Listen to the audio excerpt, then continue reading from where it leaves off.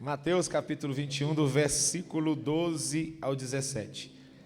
O tema está fundamentado em Mateus capítulo 16, mas nós vamos desenvolver o tema aqui dentro dessa passagem bíblica, a partir do versículo 12 ao 17, amém? Meus irmãos, eu quero tributar a Deus mais uma vez toda a honra e glória que lhes são devidas, porque Ele me concede mais uma vez a oportunidade de falar da sua palavra. Louvo a Deus pela vida do pastor, presidente desse campo, pastor Moretti. Temos eterna gratidão ao pastor por tudo que ele fez por nós enquanto estamos vinculados aqui, pela amizade que conseguimos aí, desfrutar e alcançar. Deus abençoe, pastor. Agradeço o convite feito também, me sinto honrado. Tantos obreiros capacitados aí, né? É um prazer rever a todos os irmãos que estão aqui, os pastores, corpo ministerial, local, pastor Joab, pastor que é presidente do nosso ministério também, faz parte da presidência. É um prazer imenso estar com os irmãos. Trago um abraço fraternal ao pastor Moretti e a toda a igreja local da ADEMIG 102. A igreja ama o senhor lá e a sua família. Se o senhor quiser voltar para lá qualquer dia, as portas estão abertas, tá? Mateus capítulo 21, versículo 12. Todos encontraram? Nos diz assim: E entrou Jesus no templo de Deus. De quem era o templo? E expulsou todos os que vendiam e compravam no templo. Derribou as mesas dos cambistas e as cadeiras dos que vendiam pombas. E disse-lhe: Está escrito: a minha casa será chamada casa de oração, mas vós a tendes convertido em covil de ladrões. E foram ter com ele ao templo, cegos e coxos, e curou-os. Vendo então os principais dos sacerdotes e os escribas as maravilhas que fazia, e os meninos clamando no templo: Hosana ao filho de Davi, indignaram-se e disseram-lhe: Ouves o que estes estão dizendo? E Jesus lhes disse: Sim, nunca lestes? Pela boca dos meninos e das criancinhas de peito tirastes o perfeito louvor? Último versículo. E deixando-os, saiu da cidade para Betânia, e ali passou a noite. Pode se assentar, meus irmãos. Deus abençoe. Eu louvo a Deus também, não poderia deixar de fazer menção. Louvo a Deus pela dedicação de todos os irmãos que aqui congregam, que estão aí ombreados com o pastor Moretti, junto com o corpo ministerial dessa igreja, trabalhando em prol do crescimento desse campo. Que Deus continue dando graça e conservando essa visão missionária, dando crescimento, alcançando vidas. E esse templo está completando 26 anos, que é a mesma idade lá do Recanto das Emas, mesma idade. Eu preguei aqui a primeira vez em 2003, na gestão do pastor Florisvaldo. Era só chapiscada, não tinha essa parte aqui. Em 2003 nós conhecemos aqui esse trabalho, ou seja, há 21 anos atrás. E nós louvamos a Deus porque a obra ela está crescendo e vai continuar prosperando para a glória de Deus Pai. Amém? Meus irmãos, o texto que nós lemos, nós encontramos nos demais evangelhos esse mesmo episódio sendo narrado por Marcos, por Lucas e também por João. Há quem diga que o título que se deu a esse episódio, Purificação do Templo, ocorreu pelo menos 2 vezes, mas a gente não vai entrar nesse mérito. Vamos nos ater no que diz esse texto aqui. A Bíblia nos mostra que Jesus Cristo, ele entra no templo e ele percebe que algumas coisas estavam ocorrendo no templo que não lhe agradaram, que não estavam de conformidade àquilo que Deus determinou para o templo. Nós sabemos que a igreja não é o espaço físico. A igreja é a junção, a coletividade de todos aqueles que se entregaram a Cristo, que, como ensinou Paulo, foram batizados no corpo, ou inseridos no corpo. Todos aqueles que são hoje nação santa, raça eleita, sacerdócio real, povo adquirido por Deus, para que anunciem as grandezas daquele que nos tirou das trevas para a sua maravilhosa luz. Então, formamos a igreja. Estamos unidos ou vinculados pelo Espírito. Há um só batismo, uma só fé, um só Deus, Pai de todos e que é sobre todos. E nós somos individualmente membros desse corpo e somos também a habitação do Santo Espírito. Então nós somos a igreja do Senhor. Você se alegra porque você faz parte da igreja de Cristo? Nós somos a igreja. Mas quando Jesus ele entra aqui, ele não entra na igreja, ele entra no local de culto. O templo aqui não era o mesmo modelo original que foi reconstruído na época do profeta Ageu, Zacarias. Aquele templo se expandiu, cresceu. Herodes o Grande trabalhou na expansão desse templo por 46 anos, segundo diz a Bíblia no Evangelho de João. Então era um templo grande, suntuoso, que existia um pátio externo chamado de Pátio dos Gentios, onde era vendido animais, que isso não contrariava a lei de Deus. Os animais eram vendidos, bois, ovelhas e pombos. Você vai encontrar em João capítulo 2, versículos 14 e 15. Então Jesus ele entra ali e percebe que algumas coisas estão fora de lugar. Aquilo que foi feito para ser um lugar de adoração, agora havia perdido o sentido original. E Jesus então vai ter algumas atitudes que nós queremos extrair ensinamentos para a nossa vida. Eu não vou fugir do tema, eu quero pregar sobre o tema a igreja que prevalece, e eu quero mostrar por que a igreja prevalece. É determinado pelo Senhor, a igreja jamais será destruída, irmãos. Isso é profecia bíblica. A igreja jamais será derrotada. O corpo místico de Jesus é triunfante e vitorioso. Jamais será destruída. Mas por que a igreja prevalece? Vamos analisar o texto. Primeiro, no versículo de número 12, a palavra nos deixa bem claro que aquele templo ali não tinha nenhum dono humano, não pertencia a homens, muito menos à dinastia dos Herodes. Aquele templo, está no versículo 12, era o templo de Deus. Por que que a igreja prevalece? Porque a igreja tem dono. Jesus é o dono da igreja. É por isso que ela prevalece. Você vai observar na Bíblia que Jesus ele entrou em diversas sinagogas, que era um local de culto, que originou-se no período da Babilônia, quando os judeus estavam cativos e não tinham lugar para cultuar. Então eles começaram a cultuar em um ambiente, e passou a ser chamado de sinagoga, que quer dizer ajuntamento ou assembleia também. E ali, além do culto, eles estavam alfabetizando crianças, falando a respeito da tradição e da cultura judaica. Voltaram do cativeiro e mantiveram esse costume de se reunir nas sinagogas.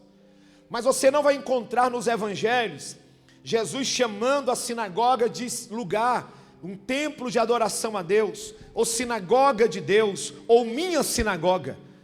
Eu vou lhe dar 3 referências bíblicas que o próprio Cristo falando, que a sinagoga era de homens. Mateus 9,35, o texto diz: e percorria Jesus as cidades e aldeias, ensinando na sinagoga deles. A sinagoga não era de Jesus, a sinagoga era dos homens. Mateus 10,17, Jesus pregando, disse: tenham cuidado, acautelai-vos, porém, dos homens, eles vos entregarão e vos açoitarão nas suas sinagogas. Mateus 12,9, e Jesus partindo dali, chegou à sinagoga deles. E temos muitos outros textos, bases bíblicas, mostrando que a sinagoga eram dos homens e não de Deus. E naquelas sinagogas, onde Deus era adorado, mas Jesus não tinha essa visão de pertencimento, sinagoga ser dele, Jesus encontrou algumas oposições, quando ele expunha a palavra, quando ele queria ensinar a verdade de Deus. Nas sinagogas tinha disputa, nas sinagogas as mulheres não podiam participar com os homens dos cultos a não ser no sábado. Nas sinagogas, quando Jesus operou milagres, ele foi censurado pelos donos da sinagoga. Nas sinagogas ovacionavam quem era o principal, quem era o dirigente da sinagoga, e desprezavam os demais. Então a sinagoga era dos homens, mas o templo é de Deus. Aquilo que Deus instituiu é dele, independente da situação em que se encontre. A sinagoga foi o homem que fez para adorar a Deus, mas a sinagoga foi Deus que instituiu para o nome dele ser glorificado. E tem um texto fantástico, que quando Salomão vai consagrar o templo, capítulo 7, 2 Crônicas, versículos 14 e 15, o Senhor responde à oração e ele chega a dizer o seguinte: os meus olhos estarão abertos, e os meus ouvidos atentos à oração que se fizer deste lugar. Aí ele continua dizendo, 16 a seguir: eu coloquei o meu nome nessa casa, o meu coração estará continuamente nessa casa. Tudo que Deus fala é imutável, ele não muda a sua palavra. O templo estava com algumas coisas fora do lugar, mas não era sinagoga de homens, era templo de Deus. Mas o templo, pastor, tinha muita coisa fora do lugar. O espaço reservado ao culto estava uma bagunça, tinha muita coisa a ser feita, iria gerar descontentamento em muita gente, mas mesmo assim o templo continua sendo de Deus. Pastor, mas a igreja é da mesma forma. Sim, olha o que o texto diz: também te digo que tu és Pedro, foi lido, e sobre esta pedra edificarei a minha igreja, pronome possessivo. A igreja é minha, Jesus está falando. A igreja não é sinagoga de homens, a igreja é minha. Paulo escreve a Timóteo, primeira carta, capítulo 3, versículo 15, diz: olha, Timóteo, estou te instruindo, porque se eu tardar, você sabe como andar na casa de Deus, que é a coluna e o esteio da verdade, e ela é a igreja do Deus vivo, Timóteo. A igreja tem dono, ela é de Deus. Paulo discursando aos anciãos de Éfeso, em Mileto ele estava, em Troade, ele fala aos anciãos de Éfeso, e o texto diz que ele fala: olha, cuidado, depois da minha partida se levantarão pessoas para destruir o rebanho. A igreja de Deus, e ele comprou com o seu precioso sangue. A igreja só prevalece porque Jesus é o dono dela. Se ela fosse confiada às mãos humanas, no sentido de propriedade, ela já teria se perdido, se diluído, se acabado. Mas é porque Jesus está segurando a sua igreja. Ele é dono. Como dono ele protege, como dono ele perdoa, como dono ele ensina, como dono ele instrui, como dono ele ama, como dono ele ampara, como dono ele está a cada dia acrescentando aqueles que hão de ser salvos. Como dono ele continua falando e tratando das necessidades da igreja. A igreja só está de pé porque Jesus é o dono da igreja. Jesus é o dono da igreja. Pastor, mas tem tanta coisa dentro da igreja. É a desculpa dos desigrejados. É tanta coisa errada? Tem. Tem tanta palavra que não é pregação? Tem. Tem louvor que não tem nada de Bíblia? Também tem. Tem pastor que não é pastor? Tem também. Tem fofoca? Tem. Tem mentira? Tem. Tem diferença? Tem. Mas a igreja tem dono, ela é de Jesus. É Ele que vai cuidar da igreja, é Ele que corrige, é Ele que coloca, é Ele que tira, é Ele que salva, é Ele que faz o que Ele quiser. A igreja tem dono. A igreja tem dono. Oh glória. A igreja tem dono. Estou vendo tanta coisa, pastor. Deus não entregou a igreja ao léu. Jesus continua cuidando da igreja. A igreja tem dono. Essa é a primeira verdade porque que a igreja prevalece. Segundo, o texto diz que Jesus entrou naquele ambiente, o pátio externo, e percebeu, está no versículo 12, que muitos vendiam e compravam. Repito, a lei prescrevia o oferecimento de vítimas, e as pessoas deveriam viajar longas distâncias. Os homens, pelo menos 3 vezes ao ano, era obrigatório todo judeu comparecer. Festa dos tabernáculos, Pentecoste e Páscoa. Deveriam viajar, e animais eram oferecidos ali.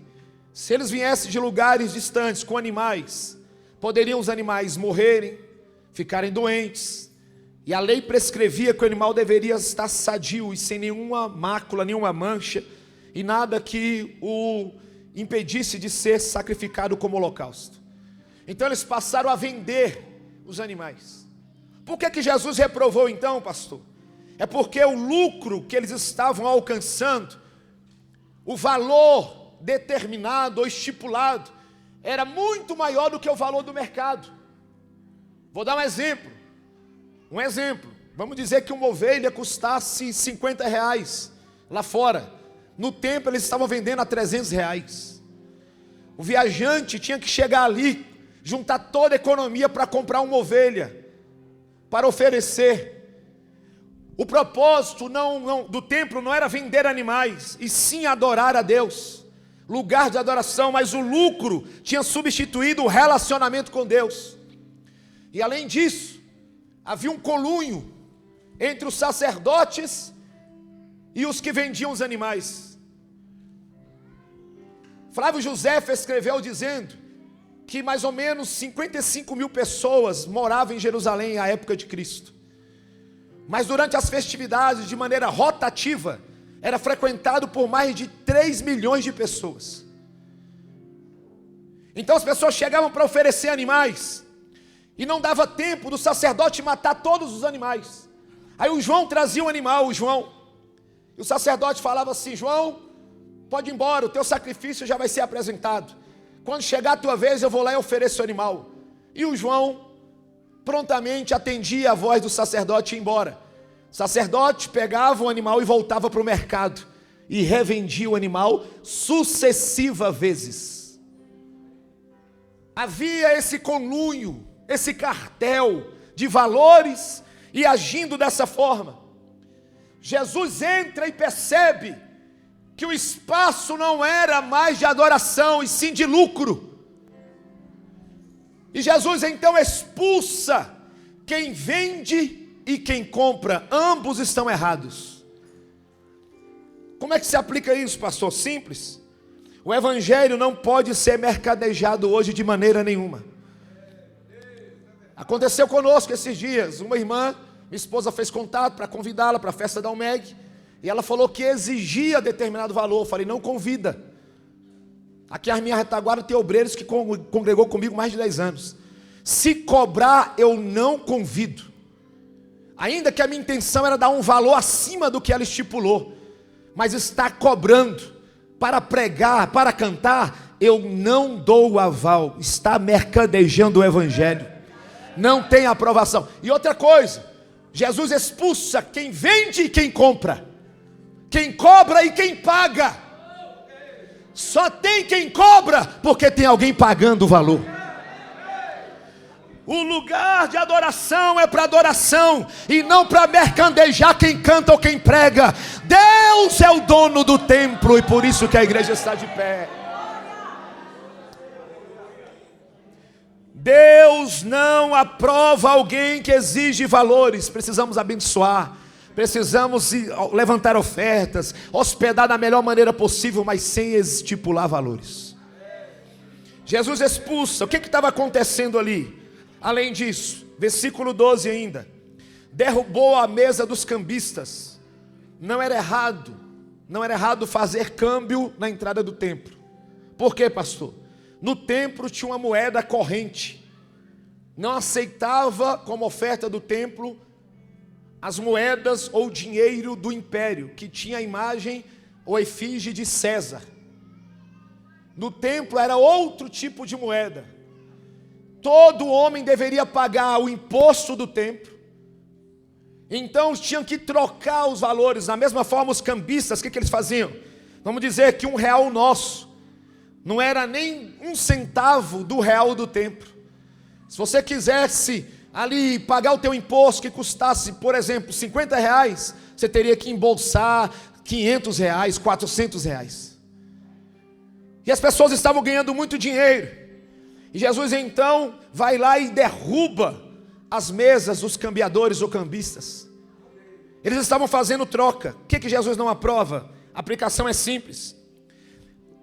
templo não é lugar de troca com Deus. Eu vou para a igreja, Jesus, e o Senhor me dá aquilo que eu preciso. Eu vou fazer a campanha e o Senhor vai me abençoar. Eu vou orar 7 dias no monte e o Senhor vai me abençoar poderosamente. Deus, que eu acredito no teu poder, mas está fazendo troca, não é câmbio. Deus, se o Senhor me der um carro, período de chuva, eu vou levar os irmãos para casa, quantas vezes for necessário fazer viagens. Deus, se o Senhor me der uma casa, eu vou fazer da minha casa um lugar de adoração ao teu nome todos os dias. Deus, se o Senhor me der, se o Senhor me der, se o Senhor me der, primeiro me dá e eu vou retribuir. Senhor, me dá que eu te dou. Senhor, me dá que eu te dou. Isso é câmbio. Isso não é adoração. Igreja não é adoração. Jesus não faz troca com o homem. Pedro escreveu dizendo que ele já nos deu tudo que diz respeito a uma vida piedosa. 2 Pedro 1,3. Ele já enviou Jesus para morrer por nós. Ele não precisa nos dar nada. Me dá que eu te dou. Isso é oração de religioso. É o que fez Jacó. Se não faltar alimento, se não faltar roupa, quando voltar eu dou o dízimo. Não, Jesus não exige câmbio. Jesus exige tudo. Eu quero o teu espírito, eu quero a tua alma, eu quero o teu corpo. Deus não faz troca. Ele exige tudo. Ou é tudo dele, ou ele não tem nada com você.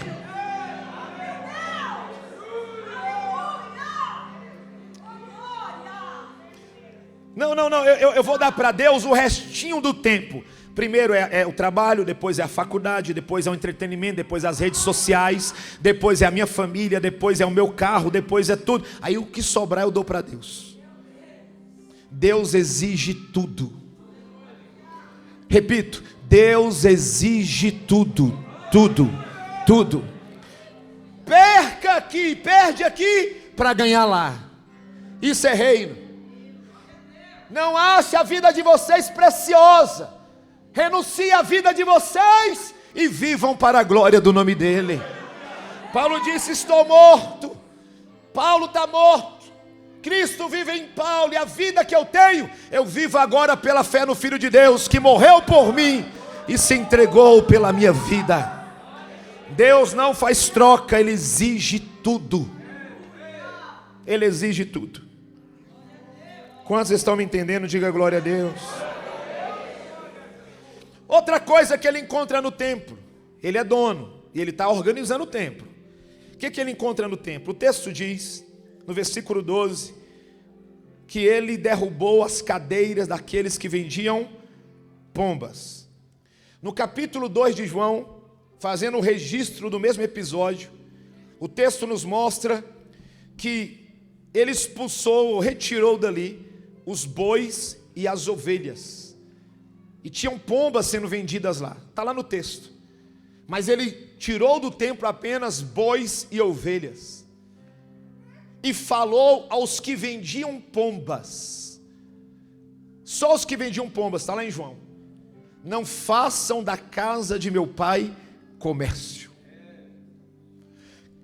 Como é que se aplica isso, pastor? A pomba, ela é um dos símbolos do Espírito Santo. Os vendilhões foram expulsos. Os cambistas foram expulsos. Os que vendiam pombas, as cadeiras foram derrubadas e ouviram do mestre dizendo: não façam da casa do meu pai comércio. E tem um texto que nos dá essa compreensão no grego, é que as pombas foram soltas. E a aplicação é bem simples.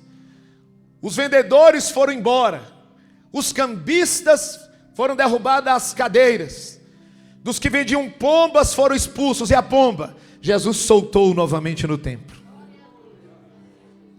Pouca gente pegou, mas eu vou repetir isso aqui. Jesus chegou consertando. Vai embora quem quer vender e comprar. Vai embora quem está fazendo troca. E a pomba? Solta a pomba, porque o Espírito tem que ter liberdade no meio da igreja. Deixa a pomba solta aí, voando sobre a igreja. A igreja só prevalece. Segunda coisa, primeiro que Jesus é o dono dela, e Ele expulsa os vendedores, os cambistas. Segunda coisa, porque ela prevalece, porque o Espírito tem liberdade no meio da igreja para operar. É inconcebível a ideia de igreja sem o Espírito. Por isso que a igreja nasceu em Atos 2 e acabou. Não existe igreja sem o Espírito. Tem muitos teólogos aí querendo provar aí, irmão, não existe igreja sem o Espírito Santo.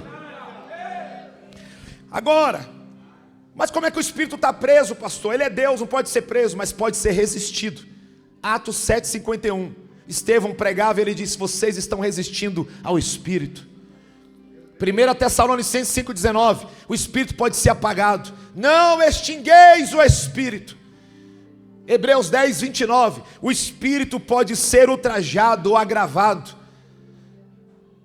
Como que o Espírito voltará a ter liberdade na igreja?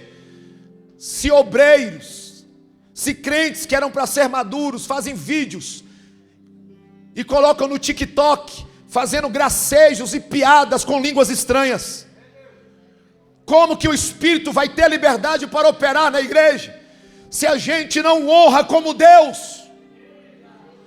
Como que o Espírito vai operar coisas como outrora, se a gente não trata Ele como Ele deve ser adorado no nosso meio? Ele não é uma força, Ele é Deus que habita em nós. Ele não é o poder, Ele é Deus que habita em nós. Vós sois templo do Deus vivente. O Espírito habita em nós todos os dias. Oh glória! A igreja que prevalece é a igreja que dá liberdade para o Espírito. Aqui no templo os homens estavam mandando. Aqui no templo os homens estavam dizendo: aqui profeta não fala. Aqui não tem voz profética, aqui quem manda é a gente. Aqui vamos ganhar dinheiro, vamos expulsar quem a gente quiser. Só que quando Jesus chega e fala: não, aqui é a casa do meu pai, vou organizar tudo. Vai embora você, Espírito, volta a operar no meio da igreja e fazer a sua vontade. Nós precisamos que o Espírito Santo tenha liberdade novamente no meio da igreja. Eu não estou falando de desordem, eu não estou falando de indecência que acontece dentro dos templos. Eu não estou falando de movimentos estranhos e alheios à palavra que dizem seu Espírito. Eu não estou falando de batucada, de fazer garras com o rosto transtornado, transformado, parecendo que está possesso. Eu não estou falando disso. Eu estou falando de uma igreja que ouve a voz do Espírito, uma igreja que adora, quebrantada, porque o Espírito traz, derrama lágrimas, tem vida de oração, sensibilidade à voz de Deus, obreiros cheios do Espírito, que ainda adoram, independente do curso teológico, obreiro que ainda fala em língua estranha no púlpito, obreiro que ainda profetiza, obreiro que ainda salta de alegria como menino, obreiro cheio de Deus. Oh, aleluia! O Espírito tem liberdade aqui, o Espírito tem liberdade aqui. O Espírito tem liberdade aqui no nosso meio. Quemon chorebaço mandagai. Em nome de uma falsa ética, a gente fica engessado. Em nome de uma falsa ética, só tem avivamento quando está com o microfone na mão. Em nome de uma falsa ética, só estou avivado quando eu estou na direção do trabalho. O Espírito está dizendo: eu vou quebrar esses protocolos humanos, eu vou desfazer tudo isso. Onde há o Espírito, há liberdade. Onde há o Espírito, há liberdade. Onde está o Espírito, Ele tem liberdade para operar. Levanta a mão para adorar. A igreja que prevalece, ela é cheia do Espírito, ela é cheia do fogo. Crente assembleiano, levantado no fogo, anda no fogo, vive no fogo e não vai mudar. Emanor e abadagácia. Pode adorar, deixa o Espírito encontrar lugar novamente. Deixa o Espírito encontrar lugar novamente. É aqui que você é renovado, é aqui que você é cheio, é aqui que Deus te batiza, é aqui que Deus fala. Oh glória, oh glória.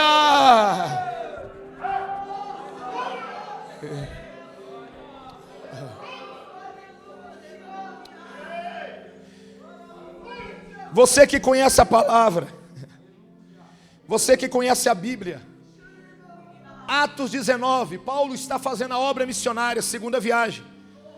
Ele chega em Éfeso, tem 12 irmãos naquela igreja. E ele pergunta: vocês já foram batizados com o Espírito Santo? Eles disseram: Paulo, nem sabemos que existe o Espírito Santo. Versículo 2, no versículo 6, Paulo impõe as mãos e ora sobre eles. Diz o texto que o Espírito vem. Ele vem, o Espírito vem. Encheu a vida deles. Passaram a falar em outras línguas e a profetizar. Aí você vai observar que Lucas, o escritor do livro de Atos, ele apresenta o derramamento do Espírito Santo como algo que possa ser experimentado. O Espírito Santo, quando nós o recebemos, não é uma experiência subjetiva. Que eu falar, o culto de hoje, por exemplo, acabou o culto, tu sentiu? Eu senti. Eu não. Eu não senti. Não é isso. Não é isso. É uma experiência verdadeira. Há evidências dessa experiência. Lucas registra o derramamento em Atos 2. Ele disse o texto assim: que de repente ouviu do céu como que um som. Então eles ouviram.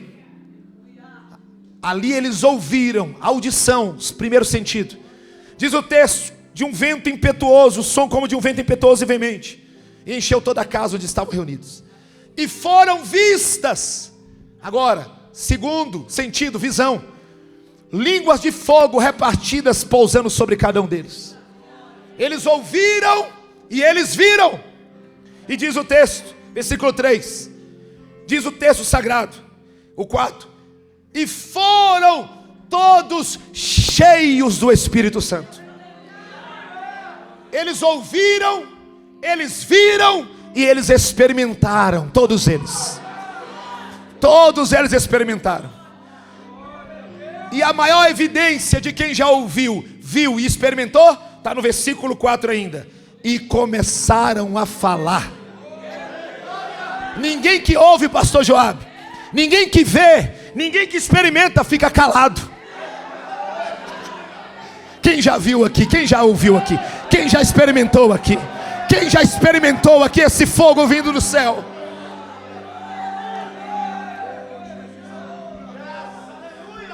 Aí lá em Éfeso, vamos voltar para Éfeso. Paulo impõe as mãos, eles são batizados. Aí você vai encontrar a evolução do avivamento. Versículo 11 e 12. Diz que os lenços e aventais de Paulo curavam os enfermos. Curavam os enfermos, tocavam nos enfermos e eram curados. Versículo 13 a 16. Diz que o avivamento vai varrendo o ilegítimo, o falso, desmascarando os 7 filhos de Seva que tentaram expulsar um demônio no nome de Jesus a quem Paulo pregava.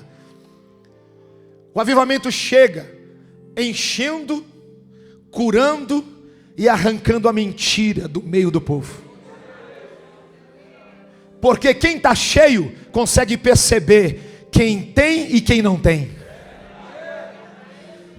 Versículo 18 e 19 diz que depois disso pegaram os livros de magia, levaram para a praça pública, montou pilhas de livros, e o acervo calculava-se no valor de 50 mil denários, 50 mil dias de trabalho, mais de 130 anos para uma pessoa, um trabalhador serviçal, juntar esse dinheiro, uma quantia exorbitante.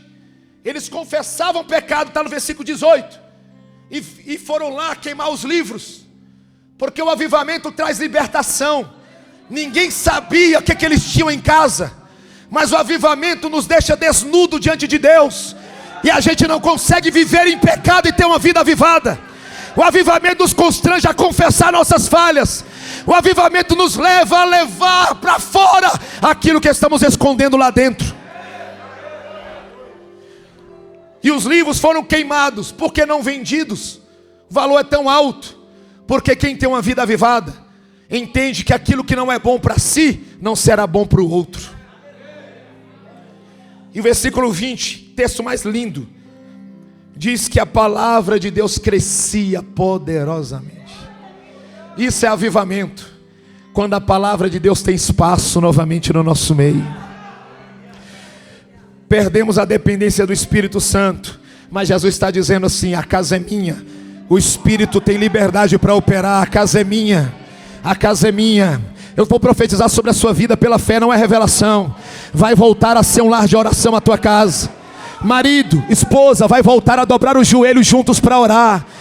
Não se assuste se de madrugada você ouvir um barulho do quarto do teu filho e você chegar lá e ele estiver de joelho falando em outras línguas. É porque Jesus batizou ele. Vai voltar a ter avivamento lá em casa. Vai voltar, obreiro. Vai voltar. A nossa casa vai voltar a ser um lar avivado. Quantos creem nisso e almejam isso? Quantos creem nisso e almejam isso? Adore, adore, adore, adore a Ele. Oh, aleluia.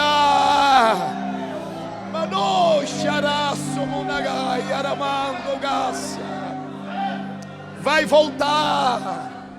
Vai voltar. Vai voltar. Vai voltar. É por isso que a igreja prevalece.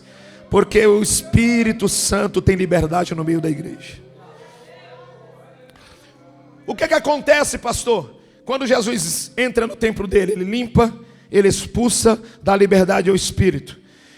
E quais são as evidências, pastor, que a igreja prevalece? A terceira, a casa de Deus. Na casa de Deus, após a limpeza, a ação do Espírito, existe aceitação da palavra. Versículo 13, Jesus diz o seguinte, no verso 13, e disse-lhes: está escrito. O pastor que orou aqui por mim, ele falou isso. A maior revelação é a que está escrita. Mas nós, infelizmente, fazemos parte de uma geração que não se contenta com o Evangelho. Não se alegra apenas com o Evangelho simples, como Paulo escreveu. A gente precisa de uma coisa a mais. A gente precisa de um tranco, de uma manivela, para entender que devemos adorá-lo segundo o Evangelho. Está escrito. A palavra é suficiente, não precisamos de espetáculo. Somos cristãos que não são mais tocados pelo Evangelho. Está escrito. Isso deve nos contentar. Não é nova revelação, não é algo novo, é só o que está escrito. Isso é o Evangelho. Paulo escreveu dizendo que Jesus prepara a igreja lavando-a pela água da palavra, para apresentar a si mesmo igreja gloriosa, sem mácula, nem ruga, nem coisa semelhante, mas santa e irrepreensível. É só a palavra, porque a palavra produz fé, a fé vem pelo e ouvir. A palavra produz santificação, santifica-os na verdade, a tua palavra. A palavra produz firmeza. Aquele que ouve as minhas palavras e coloca em prática é semelhante a alguém que edificou a casa na rocha. A palavra produz firmeza. A palavra de Deus, ela produz mudança. Paulo diz: transformai-vos pela renovação do vosso entendimento. Eu entendo e tenho a vida transformada. Eu não entendo e não tenho nada de transformação. Eu preciso compreender que isso é o Evangelho simples. Só a palavra.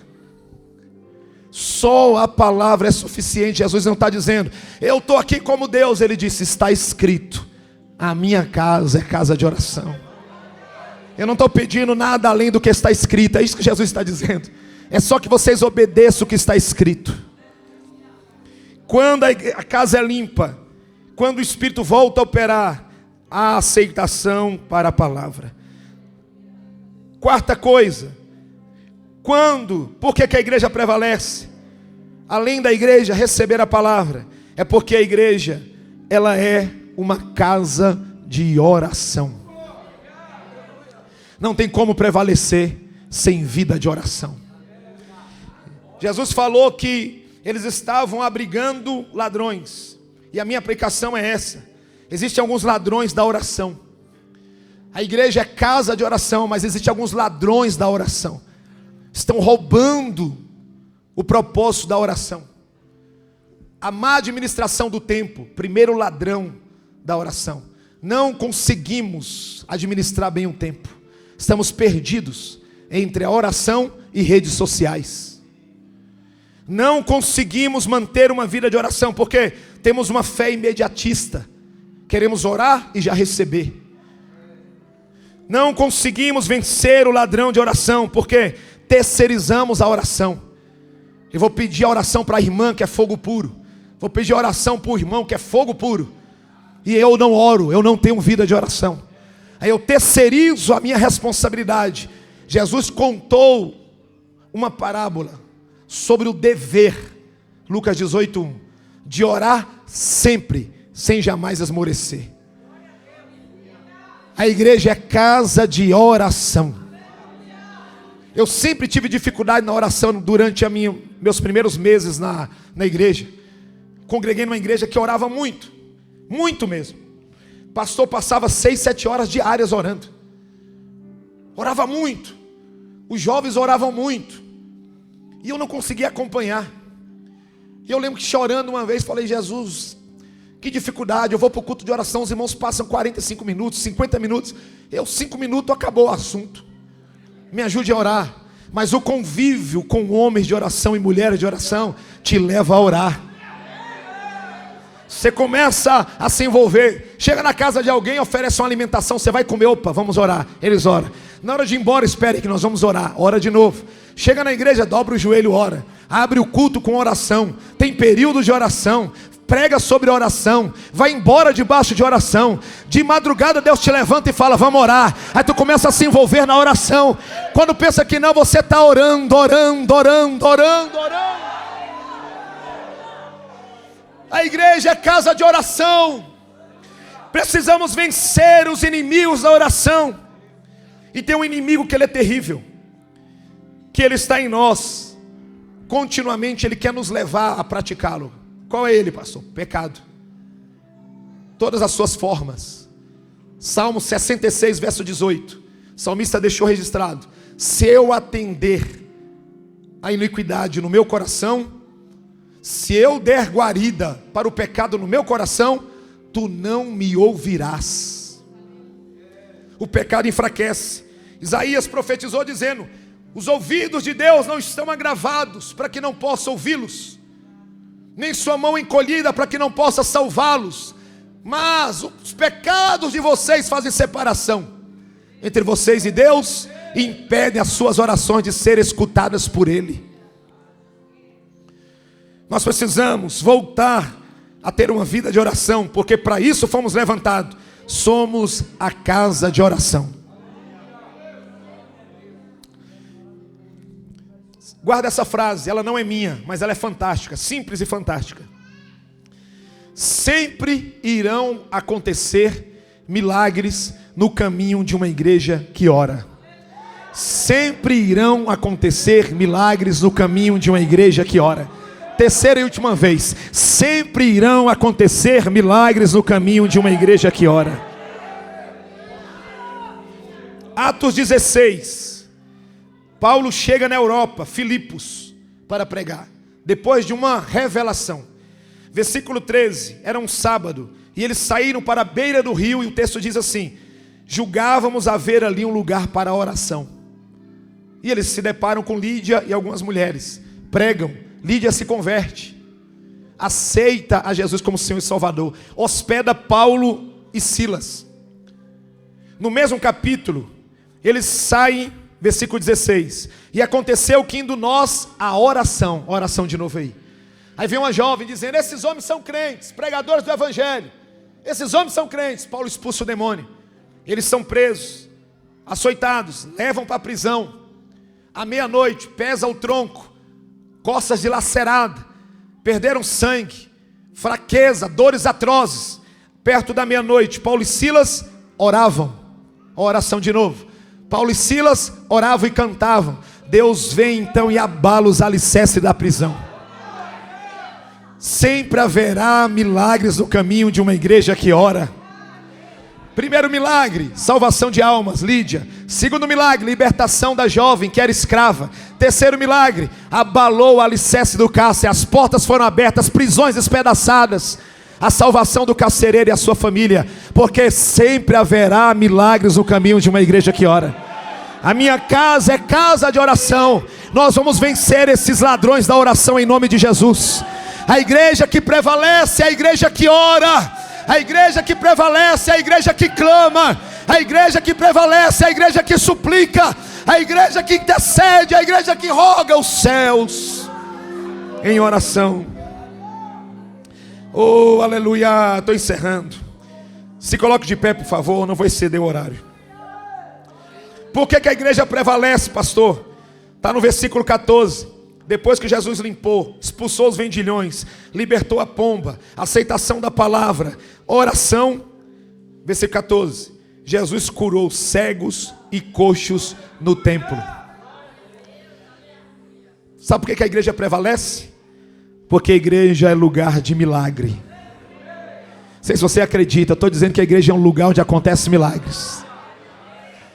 Na igreja coxo anda, surdo ouve, mudo fala, cego enxerga, endemoniado é liberto, drogado é liberto, transformado, casamentos restaurados. Quem é libertino passa a ter uma vida santa. Na igreja acontecem milagres. Versículo de número 17, 15 a seguir. O texto sagrado diz que depois das pessoas serem curadas, as crianças. Por que a igreja prevalece? Porque na igreja tem louvor espontâneo. Não foram os adultos, não foram os sacerdotes, não foi o coral do templo, foram as crianças. Hosana, Hosana, Hosana ao filho de Davi, Hosana nas alturas. Criança, louvor espontâneo. Religioso, manda calar a boca. Não está vendo que elas estão fazendo barulho, Jesus? Sim. Nunca lestes? Está escrito. Está escrito, da boca dela suscita o perfeito louvor. Está escrito. Jesus Cristo, Ele nos ensina que a igreja que prevalece, e conclua aqui, é a igreja onde o culto é espontâneo. A gente não precisa ficar, dá glória agora, toca no irmão do lado, sacode, planta bananeira, corre de um lado para o outro, planta isso, faz aquilo, não. O Espírito tem liberdade, a igreja é adulta, madura, e a igreja veio adorar, a igreja veio adorar. Só prevalece a igreja onde o culto é espontâneo. Onde o culto é espontâneo. O Deus que salvou e te santificou é o Deus digno de toda adoração. Pastor, mas eu estou tão fraco, eu estou tão desanimado. Essa palavra é para você. Você faz parte da igreja que prevalece. Jesus não vai te deixar para trás.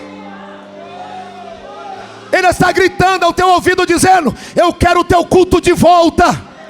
Você pode estar fraco, pode estar desanimado, eu quero você de volta. A igreja que prevalece é onde o culto foi restaurado por Ele. Deixa eu ver se essa igreja que entende está adorando assim. Deus está dizendo: eu não abro mão do teu culto, eu não abro mão da tua adoração, eu não abro mão da tua alma, eu não abro mão de você, eu não abro mão. Eu não abro mão. Eu investi em você dando meu filho para morrer. Eu não abro mão de você. A igreja que prevalece é aquela que o culto é espontâneo. Shamundarai asora mandagai.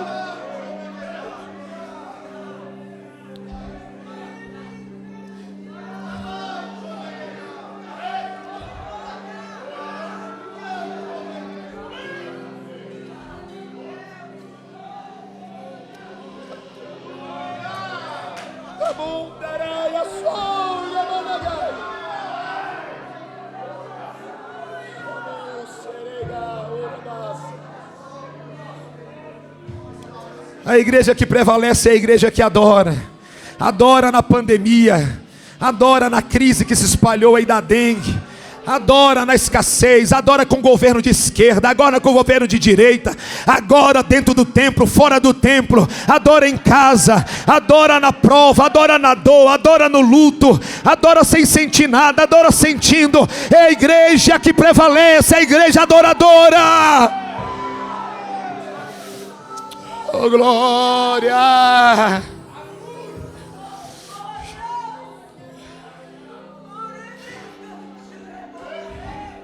Por bondade divina, já andei em alguns estados, em algumas cidades por aí, e a gente vê que a morte está se instaurando dentro da igreja.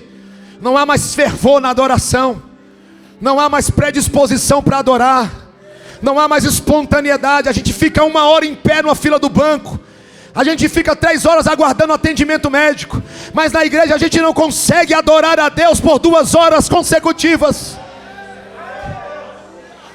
A igreja que prevalece é aquela que Deus prova na dificuldade, mas aperfeiçoa para ser adorado através dela. Adore na fornalha, adore na cova, adore na prova, adore na bênção, adore no vale, adore no monte, mas não deixa de adorar o teu Senhor. Feche os seus olhos e vamos orar. Faça uma oração de adoração nessa noite. Faça uma oração de adoração nessa noite com as mãos erguidas ao céu. Enche esse lugar de adoração. Vamos lá, enche esse lugar de adoração. Não espera ninguém começar a cantar, não espera ninguém mandar. Adore, adore, adore, adore, adore, adore, adore, adore a Ele. Adore. Adore. A igreja que prevalece é a igreja adoradora.